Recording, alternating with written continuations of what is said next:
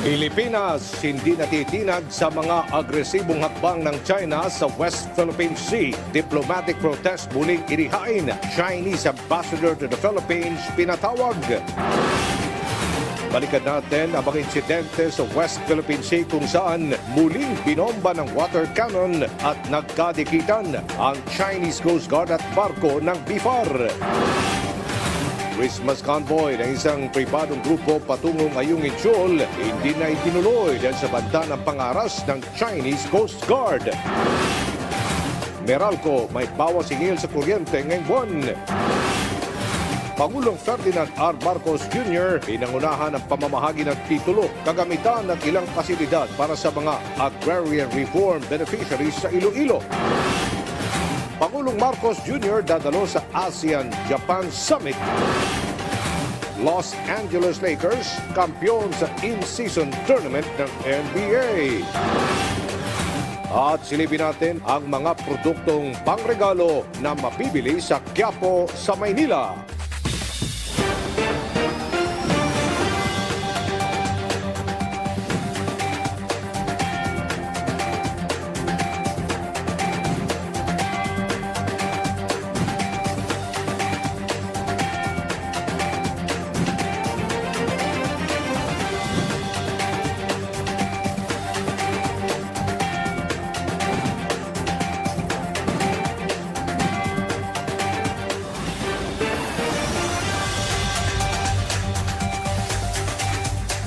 Magandang gabi Pilipinas, bayan nanindigan ng Pilipinas na hindi tumatitinag sa mga mararahas at agresibong pagkilos ng China sa West Philippine Sea.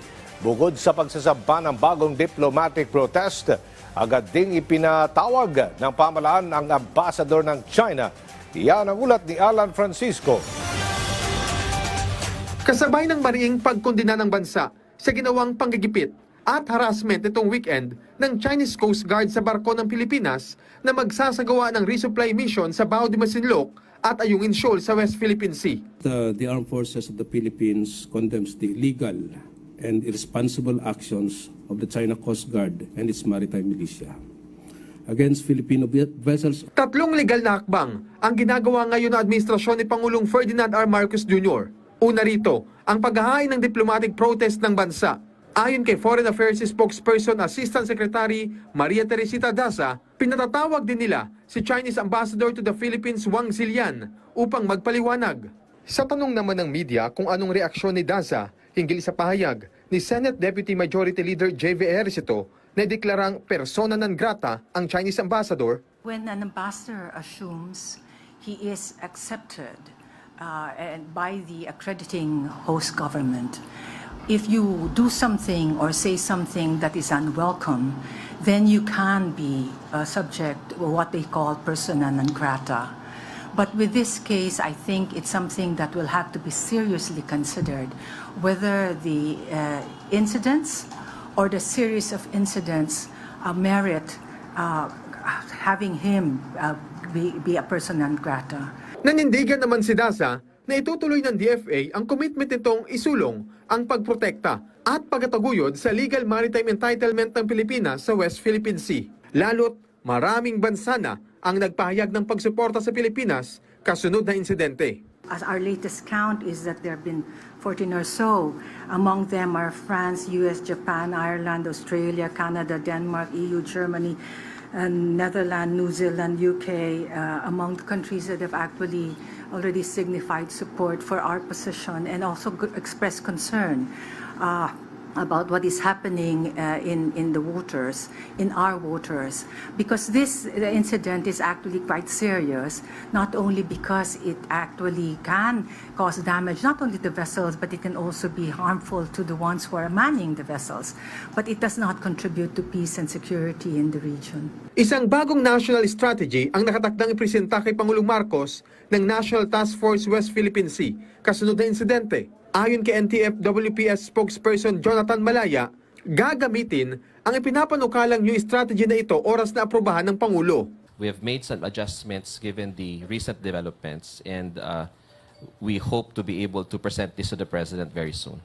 So if the question is, will there be adjustments in our movements Yes, as soon as the President approves the national strategy, because the President himself is concerned. Binigyang diin din ng mga opisyal ng gobyerno ang naunang pahayag ni President Marcos na hindi titigil ang Pilipinas sa pag-iit sa karapatan sa maritime zones ng bansa. Ipinaliwanag naman ni Philippine Coast Guard spokesperson Commodore J. Tariela na hindi basta-basta ang gumanti o halimbawa'y bombahin din ng tubig ng barko ng Pilipinas ang Chinese vessels upang hindi lumala ang sitwasyon. If we're going to be consistent with that kind of behavior as a Coast Guard organization, we don't need to go down to the level of the Chinese Coast Guard using their water cannon to use it as an offensive weapon and damaging the other vessels. Again, the Coast Guard organizations here in the region has something to do with maritime safety. And with what the China Coast Guard is doing, obviously it doesn't conform with the regional standard of promoting safety. Samantala, may panawagan naman ng Bureau of Fisheries and Aquatic Resources sa Chinese government. So the Bureau of Fisheries and Aquatic Resources, representing the interest and welfare of the Filipino fisherfolk, call on the Chinese government to stop these aggressive activities and refrain from intimidating and harassing our Filipino fisherfolk who are just lawfully and peacefully fishing in Bajo de Masinloc, knowing that it is part of our national territory. Alan Francisco, para sa Bayan. At sa puntong ito ay makakausap natin si Philippine Coast Guard spokesman for the West Philippine Sea, Commodore J. Tariela. Magandang gabi po, Commodore Tariela. Magandang gabi po sa inyo, Sir Aljo, at sa inyo po mga tagapakinig, sir. Opo, Commodore, kumusta na ang mga barko ng BIFAR matapos ang nangyari panibagong insidente ng pambobomba ng tubig ng Philippine Coast Guard sa ating pong mga marino? Well, ang BFAR vessels po, the last time I checked, in coordination with the Bureau of Fisheries and Aquatic Resources, ito naman po ay nananatiling operational. Nagkaroon lang po ng slight damage yung isang barko nila na nabubuhan ng tubig regarding the navigation equipment dito. But so far, nothing serious naman po ang nangyari dito, sir. Opo, so may mga barko tayong natamaan. Opo, ng water cannon ng China Coast Guard. Tinamaan ba ang makina ng barko ng BIFAR?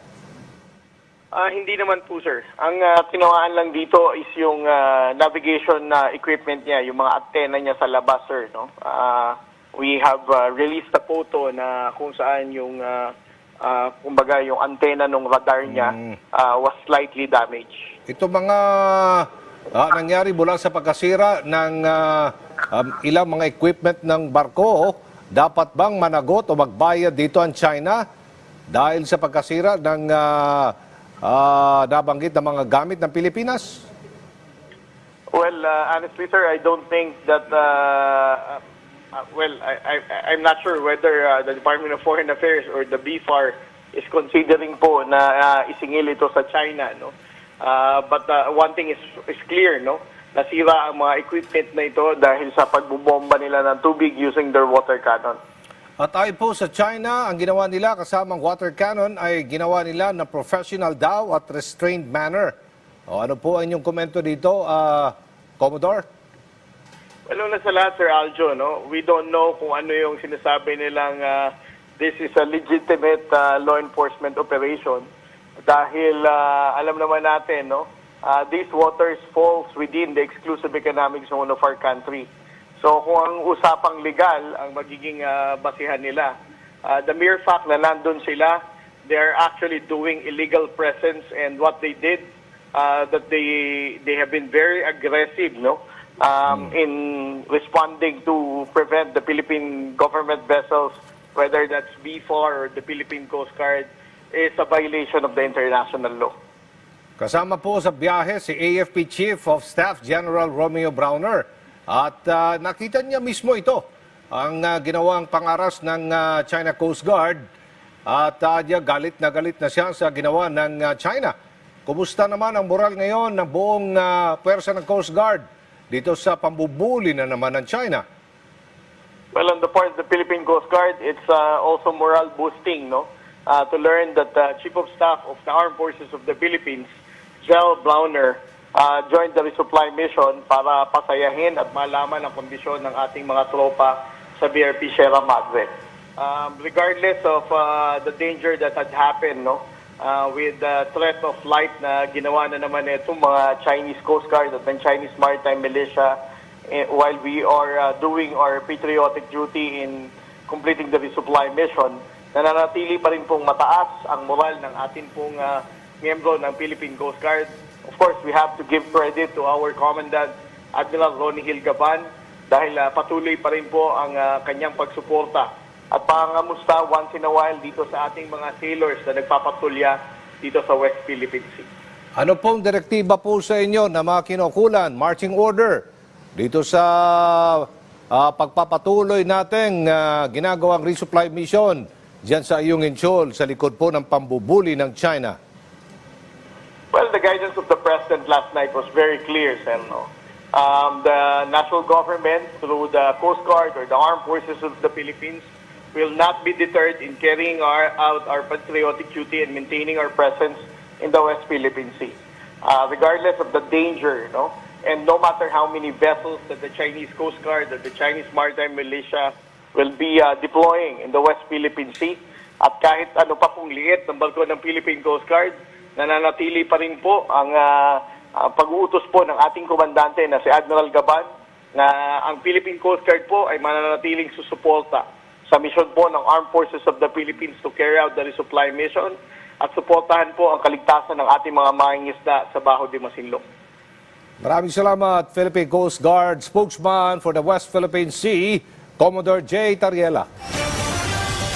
Bukod sa binomba ng water cannon, ginit-git at halos ilang beses pang nagsagawa ng delikadong maniobra ang Chinese Maritime Militia vessels sa mga barko ng Pilipinas sa West Philippine Sea. Pero sa kabila ng pangharas ng China, naging matagumpay pa rin ang resupply mission ng puwersa ng bansa. Balikan natin ang mga kaganapang yan sa ulat ni Noel Talakay.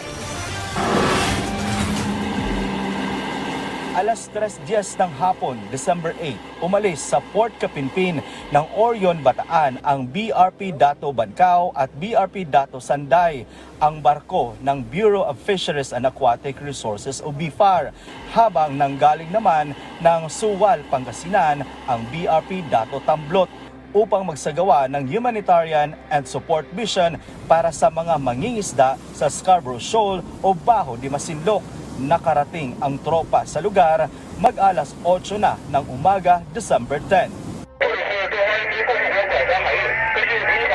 Alas 8:11 ng umaga, nakatanggap ng unang radio challenge ang BRP Dato Bancao mula sa mga Coast Guard ng China na nagbababala. 3 beses nakatanggap ng radio challenge ang mga barko ng BFAR. Hanggang nagbomba na ng tubig o water cannon ang Chinese Coast Guard vessels. 4 dito ay direktang patama sa mga barko ng BFAR. 11:30 ng umaga, unang winoter cannon ang Dato Bancao. 11:52, muling binomba ito ng tubig. 11:55, ang BRP Dato Tamblot naman ang inasinta ng water cannon ng Chinese Coast Guard. At 12:43 ng hapon, 2 Chinese Coast Guard na ang sabay na binobomba ang Dato Tamblot. Pero habang namamahagi naman ng gasolina at grocery packs sa mga mangingisda ang BRP Dato Sanday, pinadaplisan ito ng water cannon pasado 1:24 ng hapon.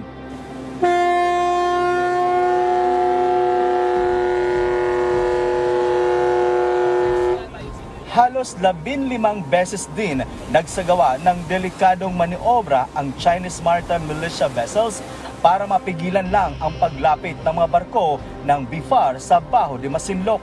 2 beses din ginit-git ang BRP Dato Bancao na ikinasira ng ilang bahagi nito.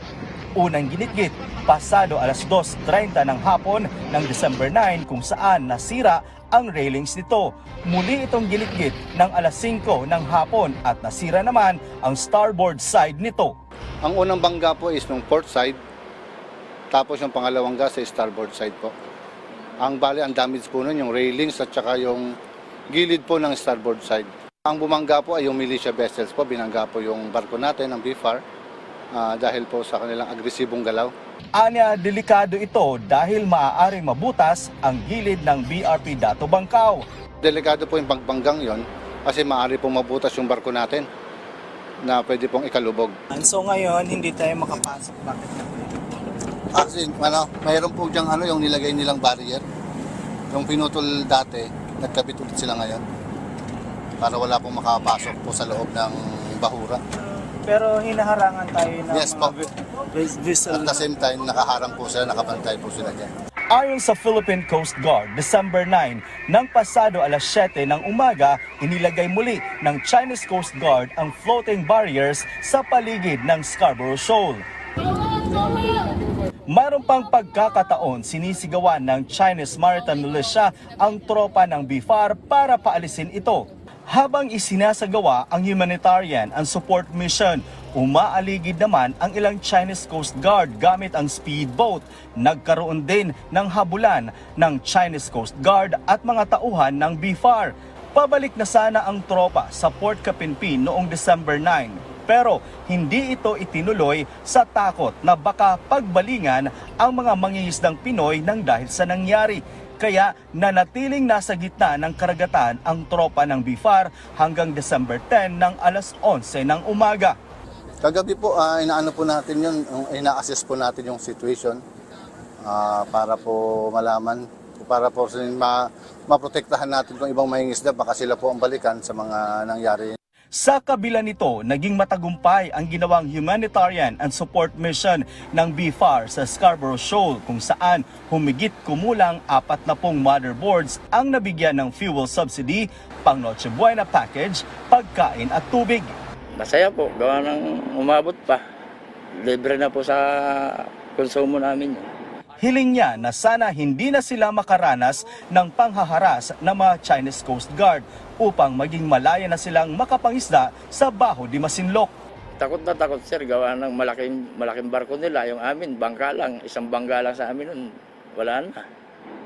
Kaya takot nga po sir. Naglalakas loob na lang, gawa ng walang pagkain. Ito na ang pinakahuling resupply mission ng BFAR ngayong taon para sa mangingisda dito sa Scarborough Shoal dahil sa amihan na nagdudulot ng malalakas na alon sa karagatan. Pero para sa ating mga kababayang mangingisda, sila ay magpapatuloy sa kanilang paghahanap buhay dito. Harangin man sila ng sama ng panahon, kasama na ang pambubuli ng China. Hindi sila patitinag, may ipakain lang sa kanilang pamilya. Mula dito sa Scarborough Shoal, West Philippine Sea, Noel Talakay para sa Bayan. Inalmahan ng mga senador ang panibagong pangharas ng China sa mga barko ng Pilipinas sa West Philippine Sea. Tinawag itong walang puso ng ilang senador kung saan bukod sa paglabag sa international law, paglabag din ito sa karapatang pantao. Yan ang ulat ni Daniel Manalastas. Umiikli na ang PC ng ilang senador kasunod ng panibagong insidente sa West Philippine Sea sa pagbobomba ng tubig ng barko ng China sa mga barko ng Bureau of Fisheries and Aquatic Resources habang nasa resupply mission sa Baho de Masinloc. Kaya ang panawagan na ng ilang senador, pauwiin ang Chinese ambassador pabalik sa kanilang bansa. Dapat nga siya ang maging diplomatic line, no? Dapat ang maging linya to ease the tension because of the current circumstances. Kaya lang, ang nangyayari, siya pa yung nagbubuhos ng gasolina. Ang message ko kay Ambassador, wait sala, di puhaw. Okay. Umuwi ka na, hindi ka mabuti dito sa atin. Ayon kay Senate President Juan Miguel Zubiri, wala umanong ginawa ang Chinese ambassador para tugunan ang sunod-sunod na pangaharas sa tropa ng pamahalaan sa karagatan. Tinawag pa ni Zubiri na walang puso ang China kasunod ng mga nangyaring panggigipit. Si Senator Bato de la Rosa muling iginiit na pwedeng gantihan ng mga barko ng Pilipinas ang ginagawa ng mga barko ng China. Bigyan natin ng water cannon din yung ating mga barko para lumaban. Siguro, para maramdaman rin nila na lumalaban tayo, labanan natin tubig sa tubig. Kung nililaser tayo, then dapat i-equip natin ang ating Coast Guard ng laser para panglaban. Hindi naman tayo forever ganito, parang daga na umiiwas sa pusa, di ba?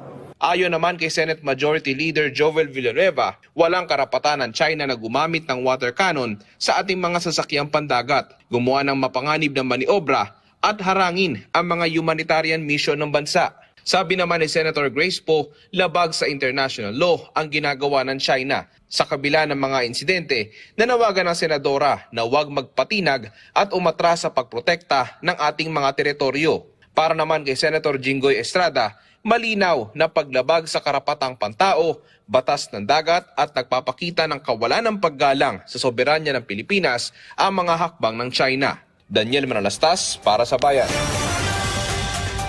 Noong linggo ay naganap ang kauna-unahang civilian Christmas convoy sa West Philippine Sea. Nakarating kaya sila sa kanilang destinasyon? Kumuha tayo ng update mula kay Bea Bernardo. Live, Bea. Hindi nakaligtas ang civilian-led Christmas convoy sa panggigipit at panghaharas ng China sa West Philippine Sea. Dalawang Chinese Navy warship, isang Chinese Coast Guard at isang Chinese cargo ang sumunod sa Kapitan Felix Oca, ang mothership ng naturang convoy bandang 3:00 ng hapon nitong linggo dahil sa takot na pagdesisyonan ng kapitan na bumalik na sa El Nido. Sa kabila ng hakbang ng Philippine Coast Guard para mapilit ang ipagpatuloy ang misyon, bandang 5:00 ng hapon ay naging pinal na ang desisyon ng organizers at kapitan ng barko na tapusin na ang Christmas convoy. Ayon sa atin ito, coalition ang nagtulak sa kapitan na itigil ang misyon ay dahil sa takot na posibleng mabangga sila ng barko ng China. Magugunitang ang TS Kapitan Felix Oca ay isang private training ship. Hindi naman matago na mga volunteers ang pagkadismaya sa nangyari. Naiintindihan naman ito ng mga organizers, lalo na't malapit na sanang makarating ang convoy sa Sabina Shoal. Sa kabila nito, itinuring pa rin mission accomplished ang Christmas convoy. Nagawa kasing makalusot ng MV Chewy ang supply boat ng ating nito coalition sa mga harassment ng barko ng China. Ibang ruta ang dinaanan nito. Kaninang umaga, nakarating ang bangka sa Lawak Island. Dito, ibinaba ang mga donasyon at supply na ibibigay sa mga tropang nakadestino sa area. Ang iba pang donasyon naman ay ito-turn over ng grupo sa AFP at PCG. Hindi naman nawawala ng pag-asa ang atin nito coalition at sinabing magpaplano at magsasagawa pa rin sila ng civilian convoy sa rehiyon. Malinaw pa rin anya ang kanilang misyon na ipakita sa international community na nagkakaisa ang mga Pilipino sa pag-iit ng ating karapatan sa West Philippine Sea. Maan? Bea, ihahabol pa rin ba nila yung pamimigay ng provision na ito bago magpasko? Kasi sayang naman na hindi matanggap ng ating mga tropa sa West Philippine Sea.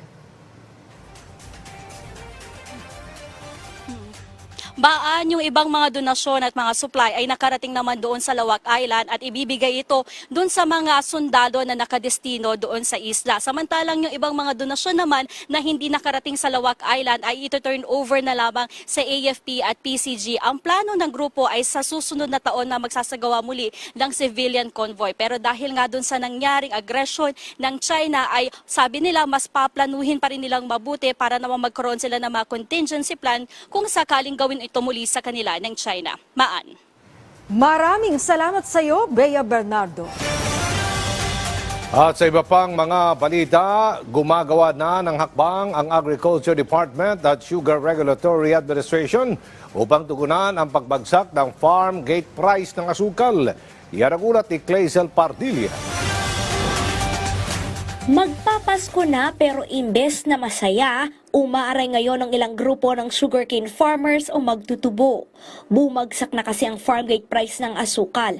Mula 3,200 pesos na karaan taon, sumadsad ng kada sako ng asukal sa 2,500 pesos o 50 pesos per kilo. So at 2.5 po, lugi na yan. Way below production cost na po. So yung mga farmers dito, instead of be able to plant new cane, new crop for next year, wala na. Hindi na kami kakatatanim. Pangamba dyan ng Sugar Regulatory Administration, mabawasan ang produksyon ng lokal na asukal sa susunod na taon. Mawawalang gana na po yung sugarcane farmer na tumanim ng sugarcane.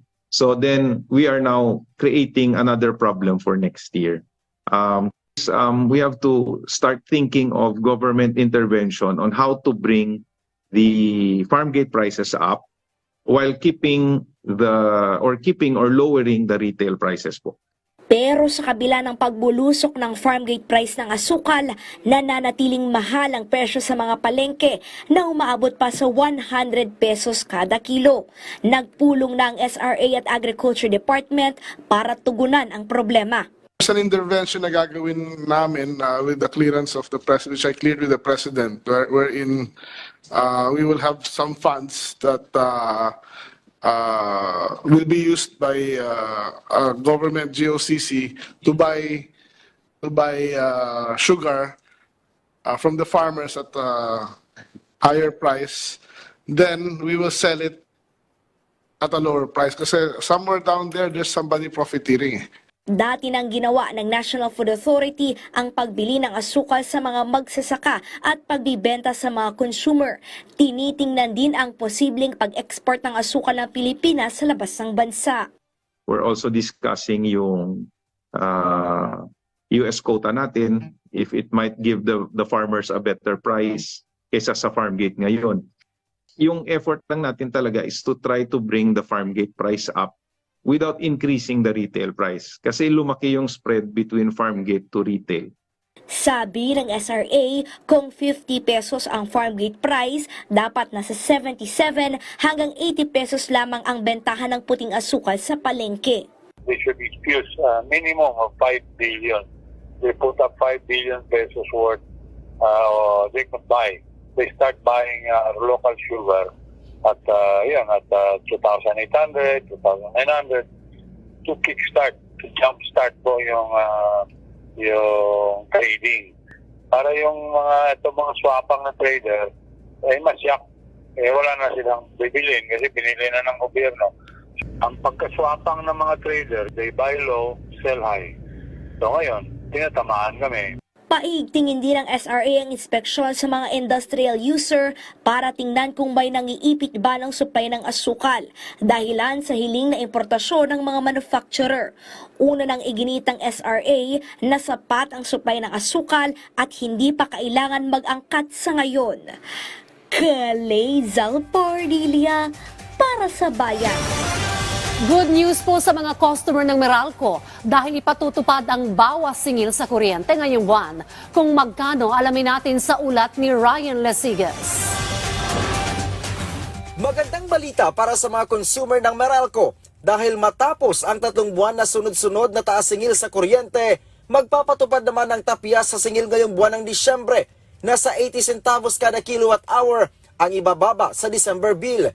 Ibig sabihin, kung ikaw ay kumukonsumo ng 200 kWh kada buwan, mababawasan ng 159 pesos ang inyong December bill. Halos 400 pesos naman ang bawas kung aabot sa 500 kWh ang inyong bill sa kuryente. Pangunahing dahilan ng bawas singil ngayong buwan ay ang mas mababang generation charge. Natapyasan kasi ng mahigit 2 piso kada kilowatt hour ang singil. Mula sa wholesale electricity spot market, bunsod ng mas mabuting kondisyon ng supply sa Luzon grid, nadulot naman ng pagbaba ng demand. Bumaba rin daw ang singil mula sa independent power producers. Maging sa transmission charge, may tapyas din sa singil. Primarily because of lower demand and better dispatch from the power plants. Ibig sabihin, ang function naman dito sa WESM, kapag tight ang supply, normally tataas yan, no? Pero kung we have enough, more than enough, and demand is not that high, the tendency really of the market is to move downwards in terms of the rates. Nananatili naman na suspendido ang feed-in tariff allowance batay na rin sa direktiba ng Energy Regulatory Commission. Samantala, ipinagmalaki naman ng Meralco na nananatiling patas at makatwiran ang kanilang singil sa kuryente ayon sa International Energy Consultants. Meralco's tariff now ranks 21 out of 46, 3% below the global average. And we are no longer the highest in Asia as previously reported. Ryan Lesigas para sa Bayan. Ulat sports naman tayo, nanatiling wala pang talo ang Magnolia Hotshots habang nagpakawala ng mahigit 50 points ang import ng Meralco Bolts. Yan ang ulat ni Rafael Bandayrel ng PTV Sports. Nasa tuktok pa rin ng standings ang Magnolia Hotshots matapos talunin ang San Miguel Beermen 94-90 sa PhilSports Arena kagabi.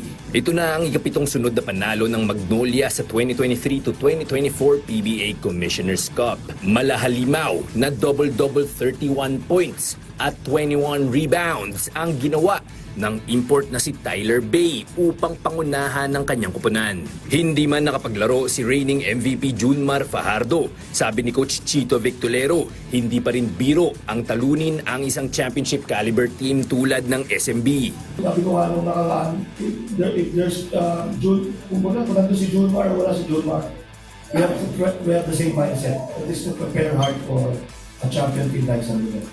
Sa unang laro naman ng doubleheader, nagpasiklab si Meralco Bolts import Zach Lofton sa kanyang season debut. Walang nahanap na sagot ang Northport Batang Pier sa opensa ng dating Detroit Pistons guard na nagbagsak ng dambuhalang 54 points. Ang final score 125-99 para sa Meralco. Bagamat baguhan pa lamang sa PBA, nakapaglaro na si Lofton bilang bahagi ng Bolts sa East Asia Super League. Para sa 6'3" import, malaking bagay ito sa napakainit niyang debut. And the guys, it was family right away. There was no anything like, who is this guy? What's going on with this? You know, so it was love, and I'm happy about that.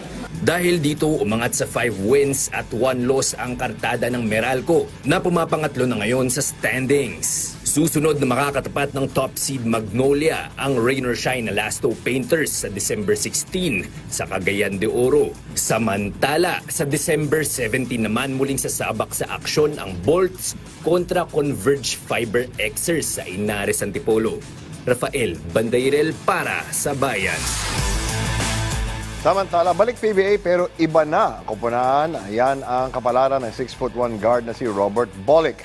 Ito kasunod ng trade ng Northport Batang Pier kung saan inilipat si Bolick kasama si Kent Salado sa NLEX Road Warriors. Kapalit sina Don Troliano, Chris Rosales, Ben Adamos at isang future second-round draft pick. Naasahan na magiging pangunahing guard ng Road Warriors si Bolick kasunod ng injury na natamo ni Kevin Alas. Samantala, ipapadala naman ng Northport si Troliano sa San Miguel Beermen. Kapalit naman nina Allen Bulanadi, GP Faundo at Season 51 second-round pick. Muling nakatungtong sa basketball court ang anak ni LeBron James na si LeBron James Jr. o Bronny. Sa kanyang season debut bilang bahagi ng University of Southern California Trojans, naglaro si James Jr. kontra Long Beach State 49ers. Sa loob ng 16 minutes, nakapagtala siya ng 4 puntos, 3 rebound at 2 assist na may kasamang 2 steals at 1 block. Yan ang tala ng 19-year-old prospect. Ito ang unang pagkakataon na nakapaglaro sa isang collegiate game si Bronny. Kasunod ng matinding medical emergency noong Hulyo. Todo suporta naman si LeBron na dali-daling tumulak mula sa Las Vegas patungong Los Angeles upang makapanood mula courtside. Marami pa tayong ulat sports mamaya, kaya tutok lang, bayan.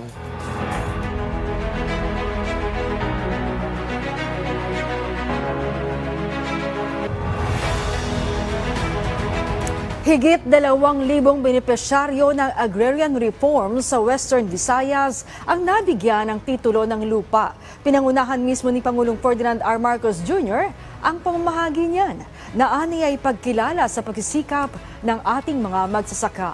May ulat si Kenneth Pasyente.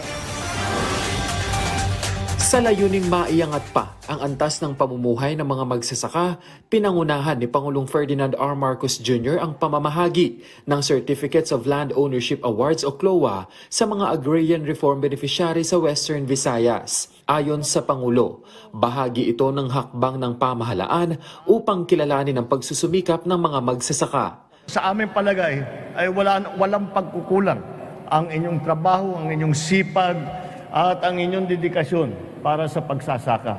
Kaya't na ngayon, kami naman sa pamahalaan ay gagawin ang lahat upang pagandahin ang inyong hanap buhay, upang pagandahin ang sitwasyon ng ating mga magsasaka. Tinatayang nasa 2,779 land titles ang naipamahagi sa 2,143 na mga benepisyaryo mula sa iba't ibang lugar sa Panay Islands na may kabuuang 2,903 hektaryang lupain. Dagdag pa rito ang pamamahagi ng pamahalaan ng mga farm machinery upang matiyak ang magandang ani ng mga magsasaka. With the distribution of these titles in Western Visayas in other areas, we are set to exceed our nationwide target for land distribution for the year 2023. So, para sa akin, ito na ang pinakamagandang Christmas gift para sa ating lahat.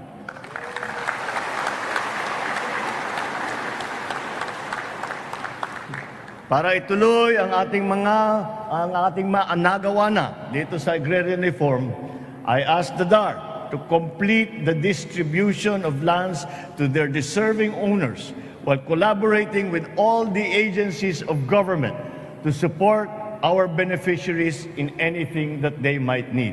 Muli namang binigyang diin ng punong ehekutibo ang mahalagang papel ng mga magsasaka sa pagkamit ng food security at food sufficiency sa bansa. Kaya hiling niya sa mga benepisyaryo ng Agrarian Reform Program, I urge you na pagbutihan ninyo at pagsamantalahan ninyo na mabuti itong magandang pagkakataon na naibigay namin sa inyo dahil nga sa pagbigay ng titulo. Habang kayo ay patuloy na nagsisikap, hindi rin kami titigil sa gobyerno na gagawa ng mga hakbang upang sa ikauunlad ninyo. Mga hakbang upang palakasin, pagyamanin, at pagtibayin ang inyong kabuhayan. Mismong si Pangulong Marcos Jr. din ang nanguna sa pagbubukas ng 18th National Scout Jamboree, kung saan binigyang diin niya ang kahalagahan ng aktibidad upang mamulat ang mga kabataan sa kahalagahan ng pamumuno at maengganyo ang mga ito na maging kapaki-pakinabang na miyembro ng lipunan. To our beloved Scouts, remember that you are here also to have fun and to have an adventure, but to learn also about the more positive agents of change of which you can be part of. Kenneth Pasyente, para sa Bayan.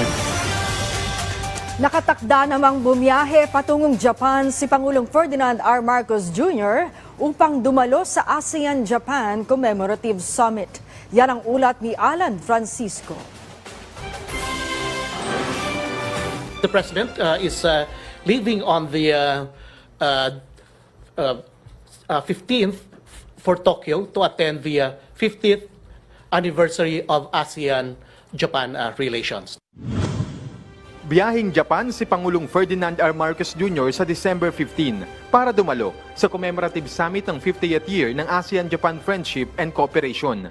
Sa Malacanang press briefing, sinabi ni DFA Assistant Secretary Daniel Espiritu na mahalaga ang event na ito dahil isa ang Japan sa mga unang dialogue partners ng ASEAN at isa sa pinaka-dynamic. Tatalakayin dito ang mga isyung may kinalaman sa seguridad, pagtutulungan sa pagpapalago ng ekonomiya, socio-cultural at people-to-people activities. One of the objectives of this summit is exactly to announce the come-upance of Japan as a comprehensive strategic partner of ASEAN, a thing that was already confirmed during the last summit of ASEAN in Jakarta. Dahil tatalakayin ang transnational crime situation sa rehiyon, sabi ni ASEC Espiritu, posibleng pag-usapan din ang nangyaring bombing incident sa Marawi kamakailan. Pagkarating sa December 15, unang aktibidad ni President Marcos ang bilateral meeting kay Japanese Prime Minister Fumio Kishida.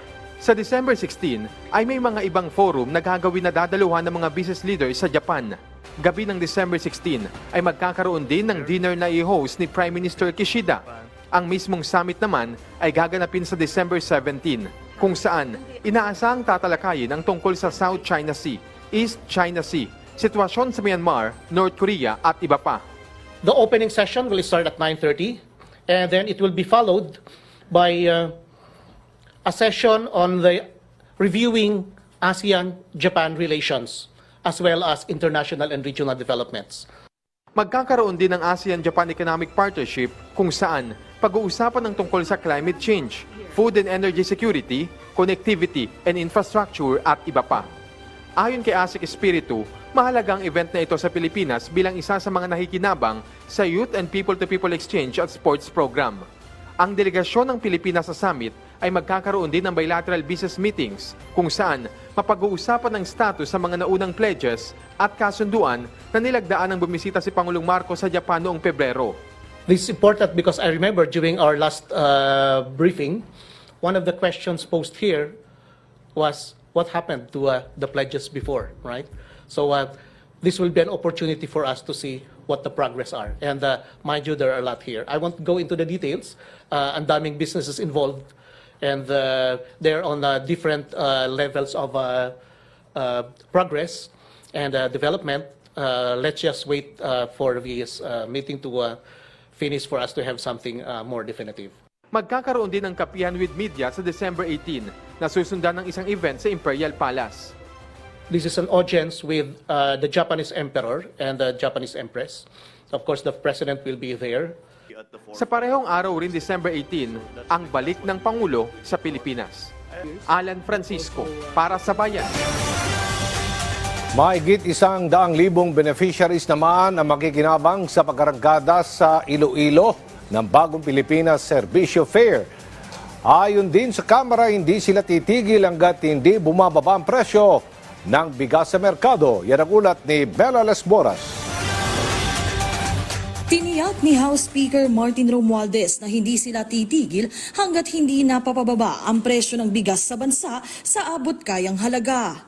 Sinabi ito ng House Leader sa kanyang talumpati sa ikinasang Philippine Economic Briefing sa Iloilo City ngayong araw, kung saan tinalakay ng mga otoridad ang mga hakbang para ibayo pang mapalago ang ekonomiya ng Pilipinas. The House of Representatives is fully committed to steering our legislative efforts towards economic transformation that benefits all.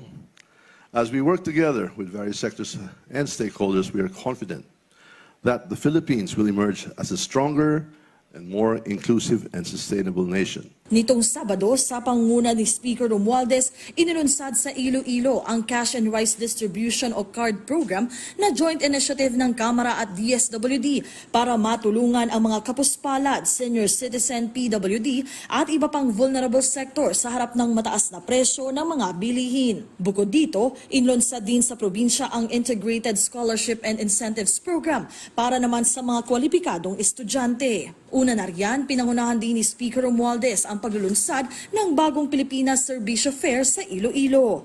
Isa itong all-in-one caravan na naglalayong mailapit sa ating mga kababayan ang iba't ibang serbisyo, programa at mga regalo ng gobyerno. Nagagalak po ako kami, kaya lahat ng pwedeng ibibigay sa iyo, lahat ng mga programa, proyekto at lahat ng mga assistance ay nandito at ibibigay sa iyo.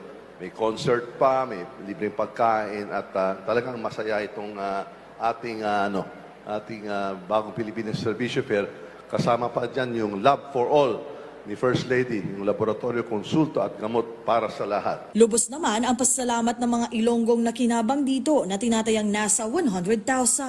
Si Iloilo 1st District Representative Janet Garin napakanta pa ng rap sa kaligayahan at pasalamat sa administrasyon. Sa Bagong Pilipinas, kayo ang panalo. Serbisyong totoo, dala ni Pangulo, tulay ng serbisyo. Kasama ang Kongreso sa liderato ni Martin Romualdez.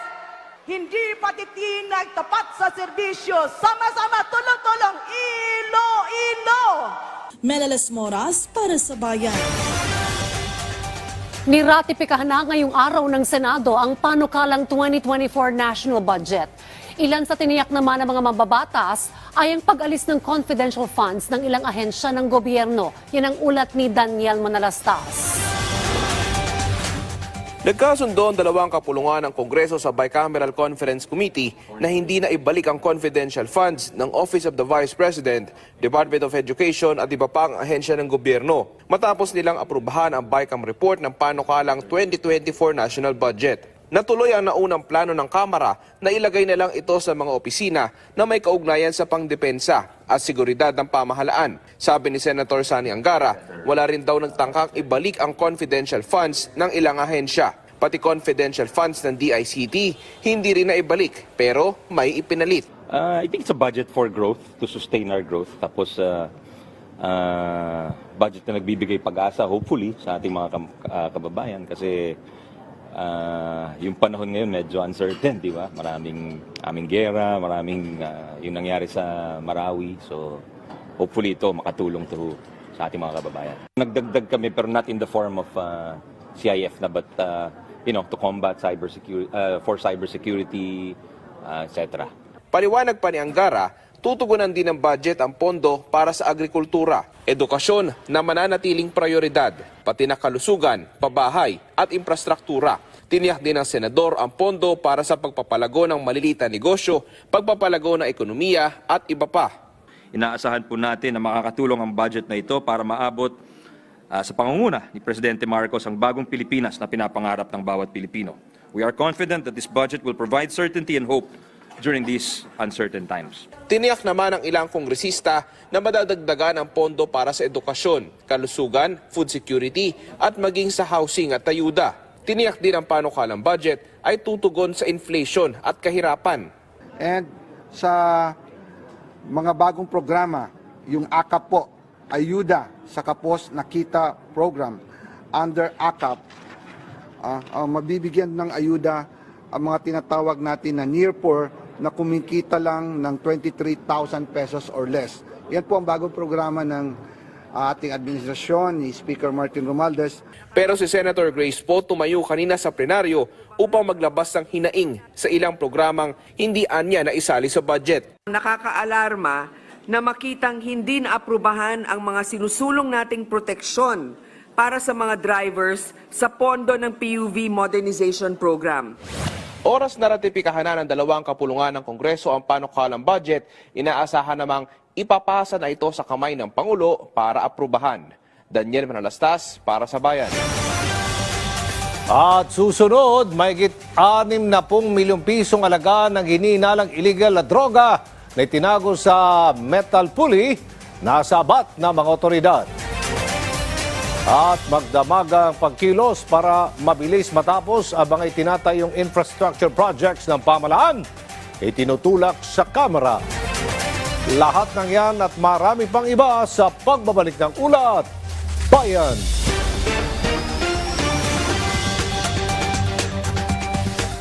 Saan mapapanood ang PTV? Sa bawat sulok ng Pilipinas. Reaching millions of Filipinos across the country through the power of terrestrial TV. Abot na abot namin ang mga Pilipino para sa tapat na balita at impormasyon. Dito'y Cordillera, kan entero ang Luzon. Da kami, timapang namnamaan. Sa aton sa Visayas, wala kami mapugong sa pagpaabot sa unsang hitabo. Dini sa saad ng yuta, Mindanao, PTV, pirmi maminaw para sa paghatod sa balita. Broadcasting in Luzon, PTV4 Manila, PTV8 Cordillera, PTV4 Naga, and PTV4 Palawan. In the Visayas, PTV11 Cebu, PTV10 Dumaguete, PTV2 Guimaras, PTV8 Tacloban, and PTV12 Calbayog. And in the heart of Mindanao, PTV11 Davao City, PTV8 Cotabato, PTV7 Zamboanga, PTV11 Sibugay, PTV11 Pagadian, PTV48 Davao del Norte, and PTV8 Agusan del Sur. PTV Regional Network, buong katapatang naghahatid ng balitang maaasahan para sa inyong pambansang TV.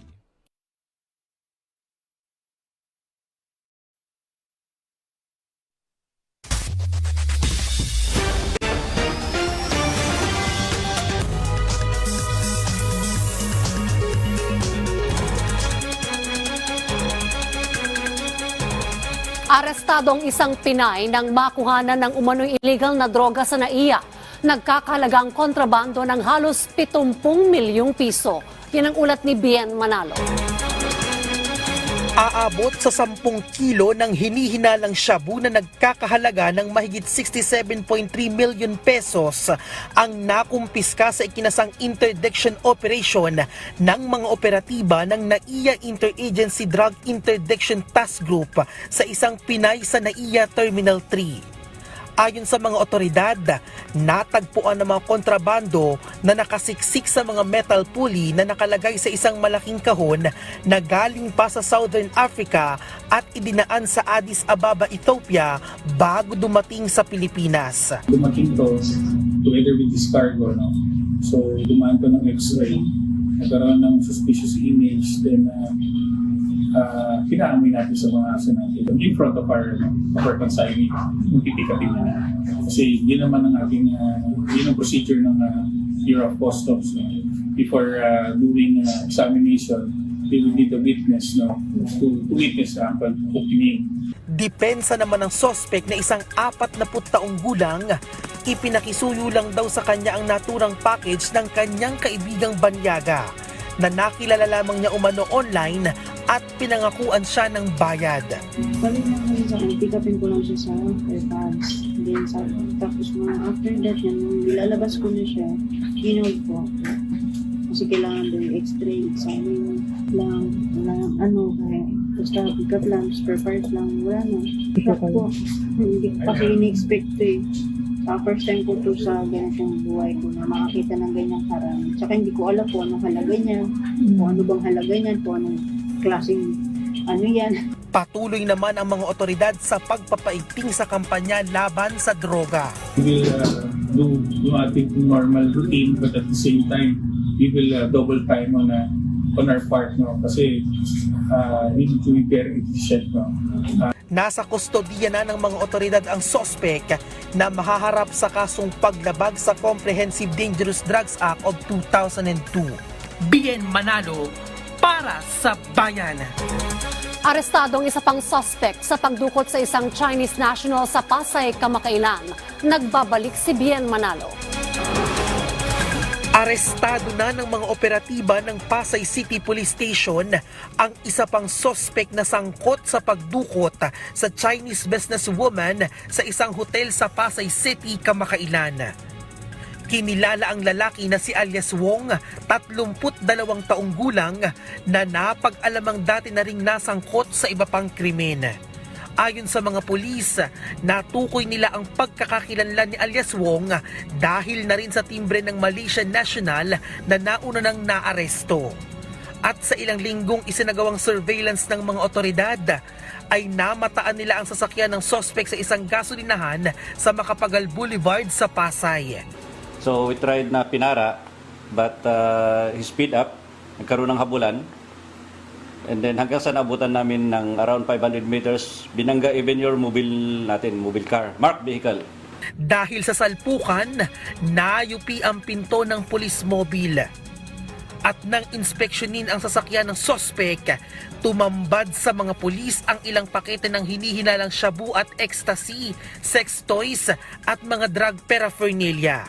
Samantala, patuloy na tinutugis ng mga otoridad ang isa pang sospek. Doon sa initial na interview natin is may tinuturo siya.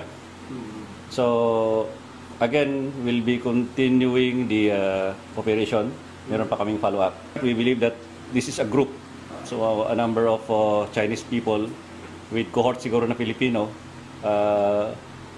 helping each other na nagkakandak ng ito yung kidnapping. Nasa kustodiya na ng Pasay City Police Station ang sospek na nahaharap sa patong-patong na kaso, kabilang na ang kasong assault upon an agent of a person in authority. Bien Manalo para sa bayan. Kalaboso naman ang isang lalaking wanted sa kasong pangahalay matapos kumuha ng police clearance. Naritong muli si Bien Manalo. Wala nang kawala pa ang lalaking ito matapos basahan ng sakdal ng pulis, matapos nitong kumuha ng police clearance at mapag-alaman na may nakabinbin pala itong kaso ng rape. Kinilala ang lalaki na isang 64 na taong gulang na residente ng Novaliches, Quezon City. Ayon sa mga pulis, sospek ang lalaki sa umano'y pangahalay sa pamangkin ng kanyang dating kinakasama. Nag-start to sa sa Baguio City, dated January 2019. Pamangkin ng kanyang live-in partner na inaya daw siya na ibigyan niya ng massage kasi nga raw masakit daw katawan nitong minor victim natin. Then doon na nag-start yung pinay sa kanyang kaso. Nakatakdasa ng mag-apply bilang construction worker ang suspect. Posible rin umanong nagtago ito dahil mahigit 4 na taon na ang nakalilipas ng isang pa ang kaso. Sa tagal ng taon ng paghahanap, saka bakit siya umalis doon sa Baguio City, tapos dito pa siya nag-apply. Mariin namang pinabulaanan ng suspect ang akusasyon laban sa kanya. Wala pong katotohanan yung pangahalay. Wala pong naganap na pangahalay. Wala po akong alam kasi nung nag-away kami nung kalibin ko, umalis na po ako ng Baguio. Nakapiit na ang suspect sa QCPD Station for Custodial Facility at nahaharap sa kasong rape through sexual assault. Bien Manalo para sa Bayan. Sa Ulat Sports, palalakasin pa ng Jump Manila ang mga atleta nito na sasabak sa International Jump Rope Competition sa susunod na taon sa pamamagitan ng pagsasanay sa mas matitinding ensayo. Yan ang ulat ni Bernadette Tinoy ng PTV Sports. Matapos daluhan ng 150 kalahok ang year-end jump meet sa Ayala Triangle Gardens noong Sabado, balak ni Jump Manila founder Erwin Nang, katuwang ng Philippine Jump Rope Association, na paluwakin pa ang organisasyon at mag-ensayo ng mga atleta na maaaring sumapak sa mga international jump rope tournament sa susunod na taon. They don't know that jump rope is actually a sport, na it's actually, there are different international competitions na. Iginiit din ni Erwin ang benepisyo ng jumping rope dahil anumang edad o kasarian ay maaaring lumahok sa naturang sport. If you want to get in shape, you don't have to spend that much. I mean, enough na yung jump rope for you to get in shape. And at the same time, it's really fun pag na-try nila. And it's very efficient. Ilan sa mga sumabak na sa torneo si jump rope athlete John Vincent Ona nang manalo ito sa katatapos sa Jump Rope Games 2023.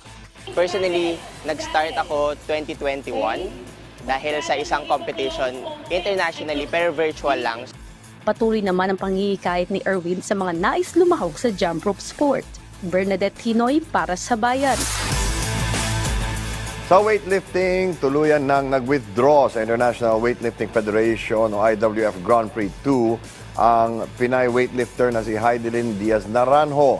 Ito ay matapos nagtamo ng minor injury ang Olympic gold medalist na paglahok nito sa torneo na idinaos sa Doha, Qatar. Ayon sa IWF, nabuhat ni Heidelin ang 100 kg snatch sa women's 59 kg category, ngunit hindi na niya natapos ang kompetisyon. Samantala, nasa ika-11 pwesto naman ng torneo ang isa pang Filipino weightlifter at Olympian na si Elrin Ando na nasa 59 kg division rin. Marami pa tayong ulat sports mamaya. Samantala, tiniyak ni House Committee on Legislative Franchises Chair Gus Tambunting na nasa maayos na kalagayan ng SMNI host na sina Lorraine Badoy at Jeffrey Celis sa kabila ng kanilang ikinasang hunger strike habang nakadetene sa Kamara. Kanina umaga, dinalaw ni Tambunting ang 2 TV hosts sa kanilang detention cell. Sa kanilang pag-uusap, pinangalanan na ni Celis kung sino ang source mula sa Senado na nagsasabing may 1.8 billion pesos travel fund umano si House Speaker Martin Romualdez na mariin ng pinasinungalingan ng Kamara. Sabi ni Tambunting, iimbestigahan nila ito. Ngayong araw, pinagpatuloy rin ng komite ang pagdinig ukol sa iba pang issue sa SMNI. I asked them if they're willing to divulge the person and to me, no, because they refused to say it in the executive session. And yes, a name was given. So there is a source? Yes, there is a source. Okay, and I will have to discuss this, of course, with the committee and the Speaker and the Senate President. So they're taking sugary drinks, mais naman po, at maganda ang kanilang kalagayan, and the doctor sees them every now and then. Isinusulong na ni House Deputy Majority Leader Erwin Tulfo at 4 na iba pang mga mambabatas ang pagpapairal ng 24-hour operation sa konstruksyon at sa pagsasayos ng mga pampublikong infrastruktura sa bansa, partikular na sa mga kalsada at tulay. Sa ilalim ng House Bill number 9666 o panukalang Accelerated Infrastructure Development Act of 2023, lay po nito na maiwasan ang mga proyektong natetenga lamang at hindi napapakinabangan dahil sa tagal ng konstruksyon. Sa bansang tulad ng Pilipinas, nasuki ng iba't ibang sakuna tulad ng Bagyo at Lindol, malagaan niya ang mabilisang pagpapatayo at pagsasaayos ng mga kalsada at tulay. At napapanood na para magtakda ng isang batas ukol dito. Nasanay na tayo dahil sobra naman talaga. Lagi na, sanay na tayo na magtiis. Enough is enough, di ba? I mean, pondo ng pera naman ng taong bayan niya. At saka hindi lang na natin pinulot yan. Binawas sa mga buwis natin lahat. So it's high time na we have to end this practice na yung proyekto nakatiwang-wang dyan, aabutin ng linggo, buwan. Kung kaya naman tapusin ng 1 linggo, dapat tapusin. Pumalag ang mga kongresista sa anilay panibagong pambubuli ng China sa West Philippine Sea, habang si House Deputy Majority Leader Erwin Tulfo may maanghang pang pahayag laban sa kinatawan ng China sa Pilipinas. Yan ang ulat ni Mela Las Moras. Kasunod ng mga bagong insidente ng pangharas ng China sa mga Pilipino sa West Philippine Sea, itinutulak na ni House Deputy Majority Leader Erwin Tulfo ang pagpapaalis sa ambassador ng China sa bansa kasabay ng pagpapauwi sa ating ambassador doon. Sabi ng kongresista, paulit-ulit na kasing nagpo-protesta ang pamahalaan pero wala namang nangyayari kaya't kailangan na ng matinding hakbang ukol dito. Wala hong kwenta yung ambassador nila, inutil. Sa lahat ng ambassador siguro sa dito na naka-assign sa atin, itong ambassador na ito, inutil at manluloko pa. Ngiti ng ngiti, kunwari pagkaharap yung sa mga political functions, official functions ng gobyerno, nandoon din. Kung ako yun, mahihiya ako eh. Kaya dapat pauwi na, sabihan na lang ng DFA, umuwi ka na. Inutil ka naman. O tapos yung atin naman, pauwiin din natin. Si House Committee on Human Rights Chair Bienvenido Abante Jr. tinawag namang one of the greatest human rights violations ang pambubuli ng China. Gate niya, kailangan na itong mawakasan pero paano naman ang economic ties ng Pilipinas at China? Palagay ko, the economic managers should really now meet together and decide on the next move that we have. This is not just dangling the carrot and stick to us, no? Kapag hindi natin ginawa yung nais nilang gawin, palagay ko naman the Filipinos, hindi naman gaano karami mga Pilipino sa China. Una nang kinundena ng iba pang mambabatas ang bagong harassment ng China sa pangunguna mismo ni House Speaker Martin Romualdez. Anya, unacceptable at unjustifiable ang ginawa ng China at malinaw na pambabastos ito sa rule of law. Kamakainan lang, pinuna rin ng Chinese government ang ipinasang resolusyon ng Kamara na kumokondena sa kanilang mga ilegal na aktibidad sa West Philippine Sea. Giit ni Romualdez, patuloy silang gagamit ng diplomatic tools para matugunan ang mga agresibong aksyon ng China. Sa anumang sitwasyon at anumang pagkakataon, giit ng mga mambabatas, patuloy nilang isusulong ang karapatan ng Pilipinas. Mela Las Moras para sa Bayan.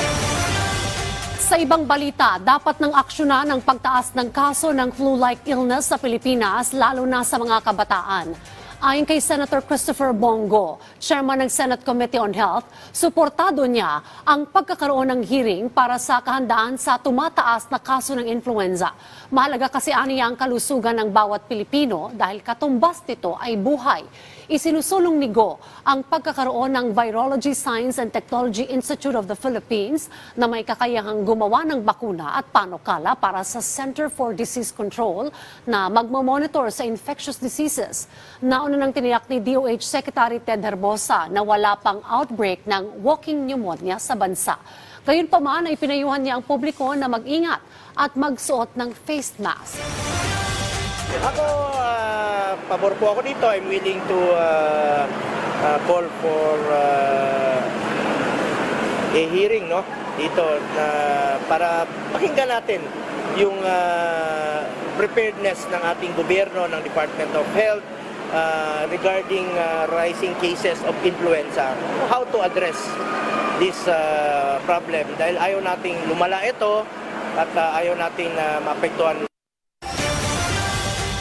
At abangan, mahigit 100 dayuhang sex offenders na nakapasok ng Pilipinas, tinutugis ng mga otoridad.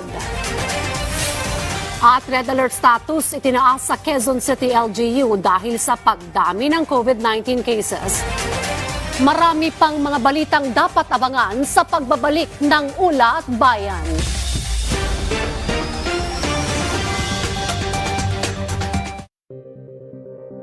Susunod sa On Assignment. Kasabay ng kaliwat ka ng selebrasyon tuwing Pasko at Bagong Taon. Ang pagtaas ng mga kaso ng sunog, modus at iba't ibang krimen. Malaki pa rin yung insidente natin ng theft, robbery, at saka yung ating mga crimes against person. Ngayong taon po ay nakita natin sa statistics natin na nag-increase po tayo ng fire incidents. Idagdag pa ang pagtaas ng bilang ng mga overweight at obese na mga Pilipino. Kaya ang sabi sa akin ni Pedja, dapat daw dinadiet ko. Kasi sa edad daw niyang yan, hindi daw normal. Ang mga isyong ito, tututukan ni Patrick De Jesus at Noel Talakay ngayong Lunes, alas 8 ng gabi, dito sa inyong People's Television. PTV Consumer Watch, bantay presyo sa gasolina.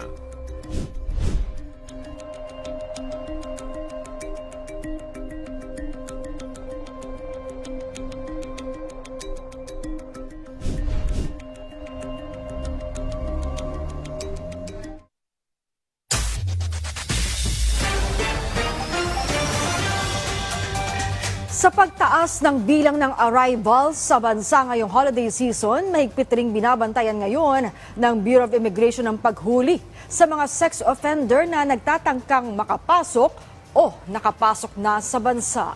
Yan ang ulat ni Luisa Erispe.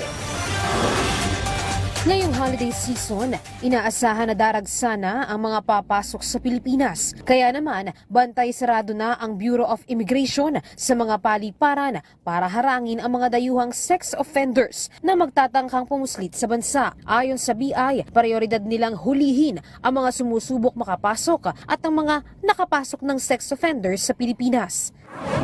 Priority po ngayon na hulihin ng ating intelligence division ng ating fugitive search unit ang mga sex offenders. So above all the illegal aliens that might be here in the Philippines, ang priority targets po natin ay yung mga registered sex offenders. Sa datos naman ng BI ngayong taon pa lang, tinatayang nasa higit 150 na ang sex offenders na pumasok sa bansa. Hindi lang BI, tinutugis na rin sila ng iba't ibang ahensya ng gobyerno kasama ang Justice Department. Yung atin pong collaboration with other government agencies, kagaya po ng Department of Justice, sa pagtugis po ng mga sex offenders at may mga sex offenses na foreign nationals dito sa bansa. Samantala, nakikita naman ng immigration na aabot sa 1.5 million ang arrival sa mga paliparan sa bansa ngayong Disyembre. 79% itong mas mataas kumpara noong 2022 at halos maaabutan na ang bilang ng mga dumating sa bansa bago ang pandemya. Kaya ngayon, nakaalerto na ang BI at walang papayagang mag-leave sa kanilang mga immigration officers. Yung mga immigration officers po natin sa mga paliparan na hindi po muna pwedeng mag-leave for until January, so para ma-maximize po natin yung mga manpower po natin. And taon-taon po ginagawa na natin, meron din tayong augmentation team.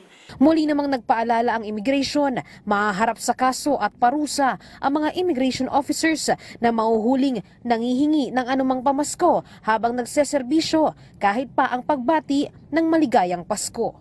Luisa Erispe para sa Bayan.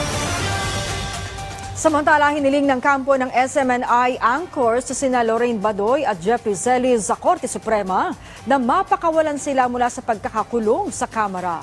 Ayon sa kanilang counsel na si dating presidential spokesperson Harry Roque, nagsumiti sila ng petition for certiorari at writ of habeas corpus sa Korte para mailabas mula sa pagkakakulong sina Badoy at Celis. Hiniling rin ni Roque sa hukuman na pagpaliwanagin ng Kamara kung bakit na-cite in contempt sina Badoy at Celis sa pagdinig noong Disyembre 7. Kasama ni Roque na naghain ng petisyon ang mga asawa ng dalawang SMNI anchors. naniniwala po kami na lahat ng mga mamamahayag hindi dapat ipinakukulong dahil sa kanilang propesyon. Ito po ay pinagbabawal ng saligang batas bilang subsequent punishment. Naniniwala din po kami na ang SOTO-law ay malinaw, hindi po pwedeng mapilit ang mga mamamahayag na sabihin kung sino ang source maski ito pa ay hearing sa Kongreso. Isa na namang petisyon ang inihain sa Korte Suprema laban sa kontrobersyal na 125 million pesos na confidential funds na nagamit ng Office of the Vice President. Naghain ng mga mambabatas mula sa Makabayan Block sa Kamara ng petition for certiorari na isinumite naman nila sa pinakamataas na hukuman. Ayon kay ACT Teachers Party List Representative Franz Castro, hinihiling nila sa korte na magdeklarang labag sa batas ang paggasta ng OVP ng confidential funds sa loob ng 11 araw. Nais din nila na ibalik ng opisina ang pera sa kaban ng bayan. Umaasa ang Makabayan Block na sa pamagitan ng petisyon ay mabubuksan na sa publiko ang paraan ng paggasta umano ng OVP ng confidential funds noong 2022. Ang prayer natin sa Supreme Court, ideklara null and void, unconstitutional itong pag-release, pag-request, pag-receive, paggasta nitong ni Sara Duterte nitong confidential funds. Samantala, itinaas na sa red alert status ang lungsod ng Quezon dahil sa patuloy na pagtaas ng kaso ng COVID-19. Pabor din ng ilang mga residente kung sakaling ibalik ang mandatory na pagsusuot ng face mask. Yan ang ulat ni Joshua Garcia. Pabor ang karamihan sa Quezon City sakaling ibalik ang mandatory na pagsusuot ng face mask. Kasabay ng itinaas nitong red alert status dahil sa patuloy na pagtaas ng kaso ng COVID-19 sa lungsod nitong mga nakaraang linggo. Para na din po sa safety po, sa kalusugan ng mga tao. Hindi naman hassle. Hindi naman po nagpe-face mask din po talaga ako. Pwede naman ay balik para sa ganun, para maiwasan yung pagdami ng COVID. Ayon kay Dr. Rolando Cruz, Chief ng City Epidemiology and Surveillance Unit o CESU, base sa kanilang huling datos, bagamat may bahagyang nadagdag sa daily case na naitala ang COVID, di hamak na mas mabagal ang pagtaas dito sa ngayon kumpara noong mga nakaraang linggo. Konti lang na yung tinaas compared dun sa last week natin. Nasa 28 na yung daily case natin ngayon. At this is just 15% higher compared to the previous week. So bumagal yung pagtaas natin ngayon. Gayunpaman, puspusan pa rin ang pagpapaalala ng QCLGU sa mga Q-citizen, partikular na sa mga may comorbidities, na huwag magpakakampante, lalo't posible na mas dumami ang kaso ng COVID kasabay ng mga social gathering ngayon na lalapit na Kapaskuhan. Para hindi maunsyami yung ating pagdiriwang ng Christmas season, no? Dapat matuto tayo mag-ingat na andito pa rin po ang COVID. Maging matalino, magsuot tayo ng face mask sa mga pagpaparty natin. Iwasan natin yung mga nasa enclosed na lugar, doon tayo sa mga open areas. Samantala, nilinaw din ni Cruz na wala sila nakikitang posibilidad na ipatupad muli ang mandatory wearing of face mask sa lungsod kung pagbabasehan ng kanilang pinakauling datos. Maaring hindi na natin mabalik pa yung mandatory wearing of face mask. Ang strategy natin ngayon ay kailangan maging matalino tayo on our own, no? So kailangan matuto tayong ingatan yung sarili natin. Joshua Garcia, para sa Bayan. Dinadagsa ngayon ng mga senior citizens sa Cebu ang pagpapabakuna laban sa influenza o flu, bagamat wala pang datos na inilalabas ang Health Department sa kaso ng flu sa riyon, ay marami ang nagpapabakuna. Yan ang ulat ni Jesse Atienza ng PTV Cebu. Kahit maalinsangan ang panahon, matiyagang nakapila ang mga lolo't lola sa Department of Health Region 7 Office upang magpaturok ng bakuna laban sa influenza o flu. Ayon sa DOH Region 7, ito na ang araw na may pinakamaraming dumagsang tao sa kanilang tanggapan para magpabakuna. With our supply right now, we still have a lot. But with the demand of the public to avail, so hoping that this can reach more of our clients. So until the supply lasts, we wanted that all of the vaccines will be utilized as soon as possible. Prioridad sa ngayon ng DOH na maturukan ng bakuna ang mga senior citizen, healthcare workers, mga nagdadalang tao, mga with comorbidities, uniformed personnel at panghuli ang healthy adults. Nang malaman ni Nanay Ana na pasok siya sa mga prioridad na mabakunahan, hindi na siyang nag-atubili pa. Oo, siyempre kasi senior na. First time ko ito. Oo. Bakit? Ay, hindi ko wala. joke sa inyo? Kasi first time. Hindi kasi iba na yung klima ngayon talaga. Mahirap na. May mga apo pa naman tayo.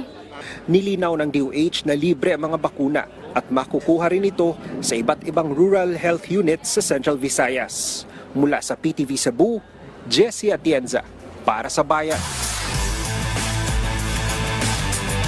Ulat sports muli tayo. Tinanghal bilang kauna-unahang kampiyon ng NBA in-season tournament ng Los Angeles Lakers matapos nilang talunin ng Indiana Pacers.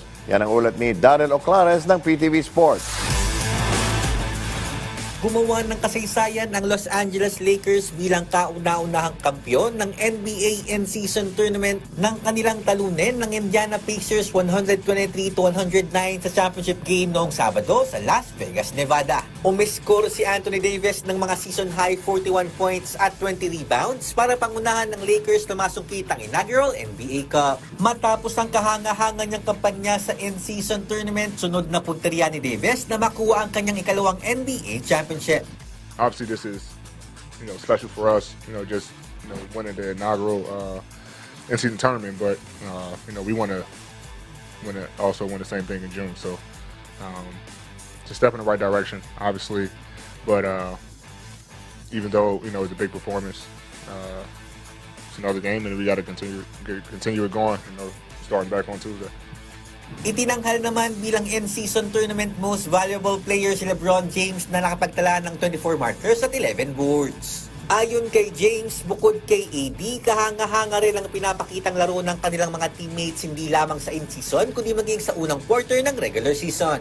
Nagposte si Austin Reeves ng 28 points habang 13 markers naman ang naiambag na D'Angelo Russell. Pagdating sa depensa, naging alas ng Lakers sina Cam Reddish, Jared Vanderbilt at Rui Hachimura. I feel like guys have felt a lot more comfortable in their roles.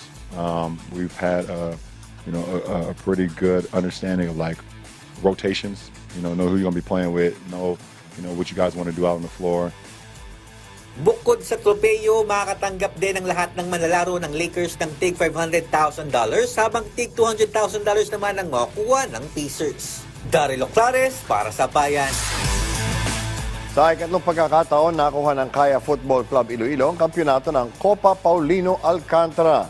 Tinalo nila ang Davao Aguilas UMAC FC sa pamamagitan ng penalty shootout 4-3 sa finals noong Sabado sa Rizal Memorial Football Stadium.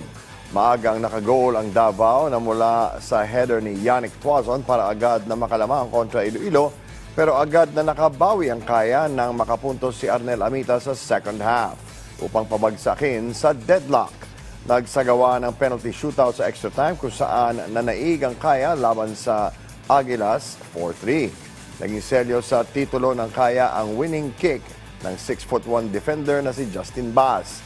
Ito na ang ikatlong titulo ng Kaya sa Copa Paulino Alcantara na matatanda pinagharian din ang torneo noong 2018 at 2021.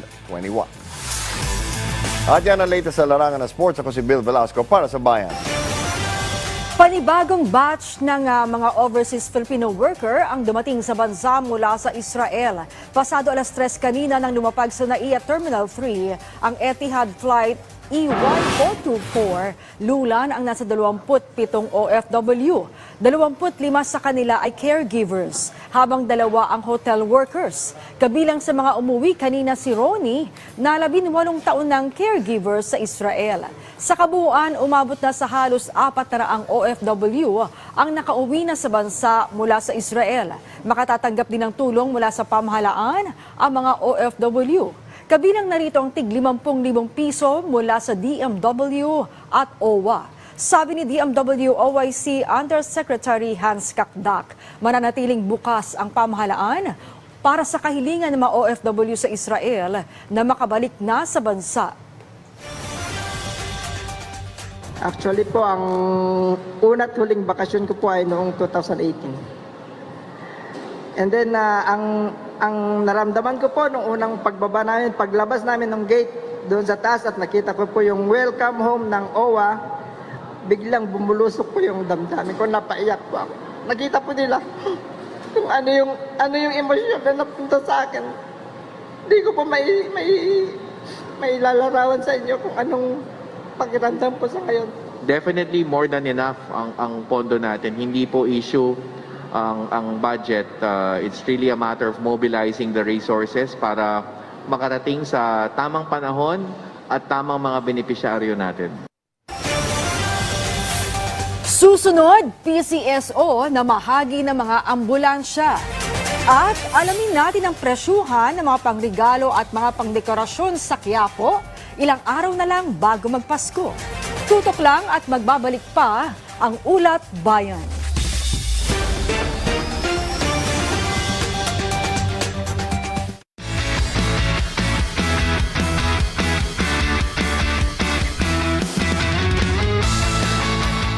Pasiglahin ang bawat umaga na puno ng good vibe. Sari-saring mga impormasyon at kaalaman. Kaya halina't mag-chill at enjoy! Kasama ang iyong RSP Barkada dito lang sa Rise and Shine Pilipinas!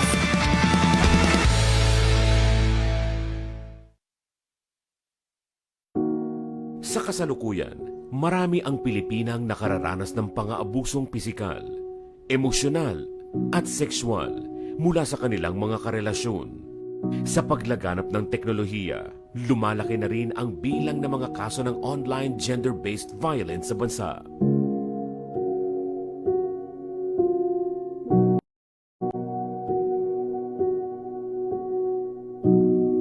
Ang nakakalungkot, isa lamang sa 3 babaeng naaabuso ang humihingi ng tulong para mawakasan ito.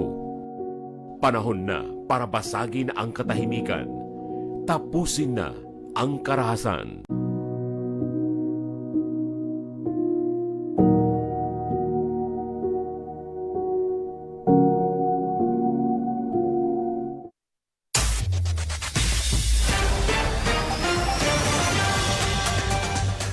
Sa layuning mailapit ang serbisyong pangkalusugan sa mga Pilipinong nasa malalayong komunidad at mga lugar na tinamaan ng gulo, namahagi ang PCSO ng higit 200 ambulansya sa mga lokal na pamahalaan sa bansa. Iyan ang ulat ni Clazel Pardilla. Isa sa mga itinuturing na typhoon-prone provinces sa bansa ang lalawigan ng Isabela. Kaya mahalaga sa probinsya ang pagkakaroon ng sapat na ambulansya na mabilis na tutugon sa medikal na pangangailangan ng mga naapektuhan ng bagyo o anumang health emergency sa lugar. Ang good news na mahagi ngayong araw ng higit 200 patient transport vehicles o ambulansya ang Philippine Charity Sweepstakes Office sa mga lokal na pamahalaan sa bansa. Kabilang sa nabigyan ang bayan ng Quirino at San Manuel, Isabela. Sa bayan po namin ng San Manuel, very limited yung aming capacity to transport patients. Yung aming RHU, isa lang yung ambulance. Yung MDRRMO namin, merong 2 na, kaya ito napakalaking tulong po nung nakuha namin tulong mula sa PCSO. Sabi ni PCSO General Manager Mel Robles, ang kanilang pagbibigay ng ambulansya ay pagtupad sa kanilang layunin na mailapit ang serbisyong pangkalusugan sa mga Pilipino na nasa mahirap na komunidad, liblib na lugar at tinamaan ng gulo. We hope sa pamagitan nito ay maibaba natin ang serbisyo ng pamahalaan sa lahat ng mga mamamayan. Yung kumpleto po ito, mayroong stretcher, may oxygen, mayroong device for getting the BP, at may wheelchair pa. No? So more or less the basic things na kailangan ay naririto po. Hindi po lahat ng mga nagpapa-schedule ay amin po napapaunlakan ng slot dahil nga po kulang po kami sa ambulance po talaga. Sa ngayon po ay malaking katulungan po itong naragdag naming isang ambulansya para din sa ganon makamit na po ng mga humihiram na magkaroon po sila ng gagamitin sa bawat emergency. Bawat PTV ay nagkakahalaga ng higit 2 milyong piso. Sa susunod na taon, target ng PCSO na makapagbigay ng higit 1,000 ambulansya. Dodoblehin rin sa 4 na bilyong piso ang charity fund. Kaya hinihikayat ang ahensya na suportahan ang mga palaro ng PCSO kung saan kumukuha ng pondo para sa kanilang mga charity program. program. Sa harap ito ng paglitaw ng mga iligal na palaro na hindi na nga nagbabayad ng buwis, hindi pa tumutulong sa kapwa. You cannot compete dun sa illegal kasi wala naman tayong ilalaban na gano'n eh. Because we are here primarily for charity. Kaya lagi kong sinasabi, ang panlaban nyo lang dyan, yung ating slogan na sa bawat taya may kawang gawa.